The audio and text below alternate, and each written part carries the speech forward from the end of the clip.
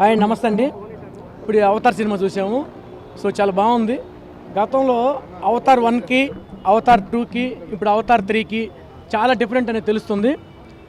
ఎందుకంటే అవతారు మనం 1 చూసినప్పుడు కానీ 2 చూసినప్పుడు కానీ మన తెలుగులో రామాయణం అనే ఒక మెసేజ్ అనేది ఉంది. రామాయణాన్ని ఆదర్శంగా తీసుకున్నారు అని ఒక మనం తెలుగు ఇండస్ట్రీ మొత్తం కూడా సో యావత్ తెలుగు ఇండియన్స్ మొత్తం కూడా దాన్ని ఊహించాము. సో దానికి ఈక్వల్గానే మన రామాయణాన్ని ఈక్వల్గానే తీసినారు జేమ్స్ కెమెరాన్ గారు ఆ మెసేజ్ పరంగానే. సో ఇక్కడ ఇప్పుడు అవతార్ 3లో చాలా అంటే భారతాన్ని కూడా ఇన్వాల్వ్ చేసినట్టుంది.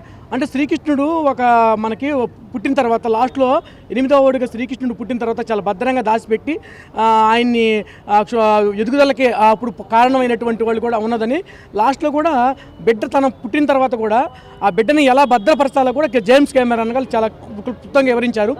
ఇది సాంగ్స్ అనేది మెసేజ్ కాదు, ఇక్కడ మెయిన్ బ్యాక్గ్రౌండ్ మ్యూజిక్ తోటి అద్భుతంగా తెరకెక్కించారు. సో ఇక్కడంతా కూడా ఏంటంటే జేమ్స్ కెమెరాన్ గారు ఇక్కడ వాటర్లోని సముద్ర జలాల్లో అట్టడి స్థాయిలో దాగి ఉన్నటువంటి మెసేజ్ని ఆయన చాలా పరిశీలించి ఈ చిత్రాన్ని నిర్మించారని తెలుస్తుంది. సో జేమ్స్ అంటే ప్రతి ఒక్కరు కూడా ఇంగ్లీష్లో ఉంది. సో ఇది తెలుగులో ప్రతి ఒక్కరు కూడా చూడాల్సిన దగ్గర ఉంది. ఇంకొక ముఖ్యమైనటువంటి అంశం ఏంటంటే ఇటీవల జేమ్స్ కెమెరాన్ గారు రాజమౌళి గారితో మాట్లాడడం ఇది చాలా ఇండియన్ పీపుల్స్కే కాకుండా భారతదేశాన్ని మొత్తం చాలా గర్వకారణంగా చెప్పుకోవచ్చు.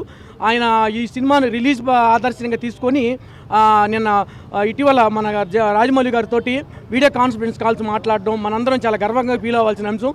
ఎందుకంటే తెలుగు ఇండస్ట్రీ ఈరోజు మొత్తం కూడా ప్రపంచ స్థాయి మొత్తం కూడా మన స్థాయి చూస్తుందంటే మనలో ప్రేక్షకులు ఎంత సపోర్ట్ చేస్తున్నారు, మీడియా కూడా అదే విధంగా సపోర్ట్ చేస్తున్నారు.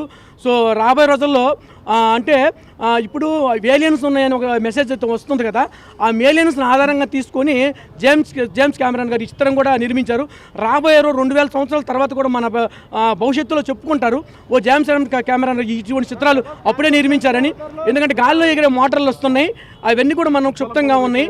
గాల్లో ఎగిరే మోటార్లు, ఇక సముద్ర జలాల్లో లోపల తాగినటువంటి టైటానిక్ సినిమా ఆయన తీసినప్పుడు కూడా లోపలికి వెళ్ళి పరిశీలించేటువంటి అవగాహన కూడా మనం చూసి ఉన్నాము. సో అదే ప్యాటర్న్లో ఈ చిత్రం కూడా మనకు తెలుస్తుంది. ప్రతి ఒక్కరు కూడా చూసి నాలెడ్జ్ పెంచుకోవాల్సిందిగా తెలుసుకున్నాను. సో ఈ సినిమా మరి చాలా బాగుంది. కాకపోతే 1 and 2 అంత లేదు, అంటే మన అడ్వెంచర్ స్కిల్స్ అనేది తక్కువ, డ్రామా పార్ట్ ఎక్కువ ఉంది అనమాట. చాలా స్లో ఉంది. అదే డ్రామా పార్ట్ స్లో ఎక్కువ ఉంది, అంటే ఫ్యామిలీకి సంబంధించి అన్ని ఎక్కువ ఉన్నాయి అనమాట. అదంతా బాగానే ఉంది. నచ్చిందంటే విజువల్స్, ఆఫ్ కోర్స్ విజువల్స్ బాగున్నాయి.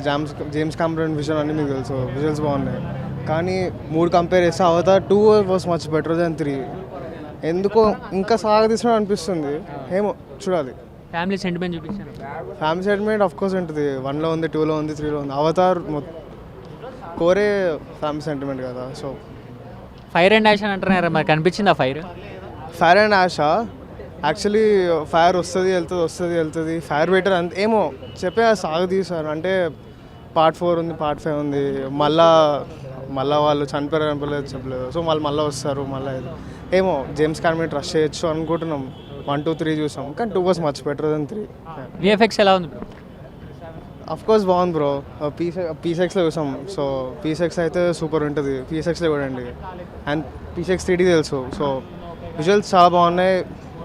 విజువల్స్ పరంగా బాగుంది, స్టోరీ పరంగా అయితే బాగుంది, కానీ 2 వాజ్ మచ్ బెటర్ దెన్ 3.